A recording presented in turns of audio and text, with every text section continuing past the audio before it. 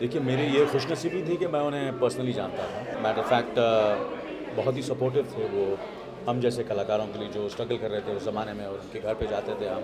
वहाँ जाकर हमें कभी ऐसा महसूस नहीं हो कि भी हम कोई बाहर के लोग हैं। हम ऐसा लगता था कि हम फैमिली मेम्बर्स हैं। हम लोग वहाँ झगड़ते थे, गाते थे, आर्ग्यू करते थे। We could be ourselves, put a guard down, and so that was very very encouraging. And मुझे ऐसा लगता है कि सबकॉन्शियसली देवर सब they were like mentors to me, Shaukat Apa and Kaifi साहब। उनकी सिंप्लिसिटी, उनके जो लफ्ज़ होते थे वो कोई भी आम इंसान समझ सकता था। वो it was he was a very profound poet, but every you could relate to it and you could understand it, and very that simplicity was the best part of his lyrics. And वक्त ने किया मेरा favourite है, और तुम जो इतना मुस्कुरा रहे हो।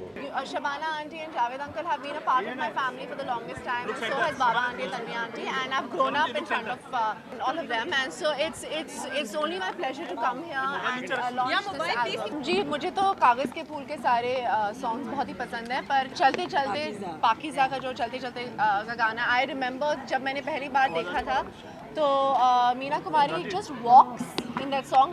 थोड़ा म्यूजिक का पीस है, and when she just walks, she looks at all the courtiers who are sitting there, and she just looks at them, and it's one shot, and then the song starts. बहुत ही ठहराव है, और ये ठहराव, ये नज़ाकत आजकल के गाने में, आजकल के म्यूज़िक, आजकल की फिल्म में होती नहीं है. We are a faster generation. We have a lot of, we are impatient, and the beauty of that is lost to us. And for me, that is my all-time favorite song. That is my all-time moment. 14 जनवरी कैफ़ी साहब का 90th birthday है, और मेरे लिए बहुत खुशी की बात है, बल्कि मेरे पूरे ख़ानदान के लिए बहुत खुशी की बात है कि आज सारेगामा ने उनका एल्बम लेजेंड्स जारी किया है।